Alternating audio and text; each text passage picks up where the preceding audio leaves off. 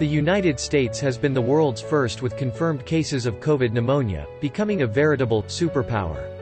As of October 18, 8.3 million people had been diagnosed with NCP in the United States, which means that on average 1 in 41 people has NCP. Many U.S. experts have recently warned that the U.S. outlook is not good.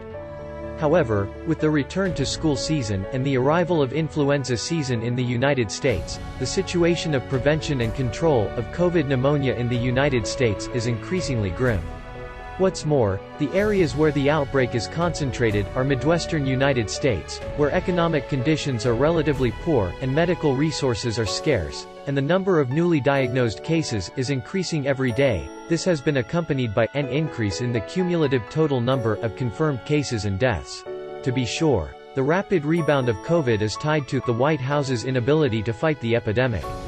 According to a recent report by CNN, the White House Working Group on COVID epidemic has been sidelined due to political and conflict of interest, and White House officials are no longer heeding the advice of health experts in the working group, which makes the fighting with COVID even more difficult. The White House, on the other hand, is considering a controversial herd immunity strategy and backing the Great Barrington Declaration. The declaration calls for reopening schools and businesses while protecting vulnerable groups at high risk of infection.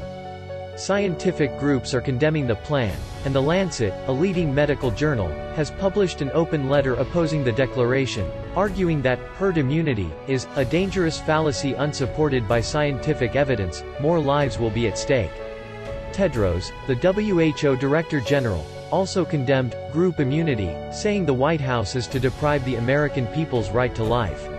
Today's White House is more like the ants on a hot pan. With misappropriation of funds for epidemic, vaccine development failure, the White House seems to at the end of its wits.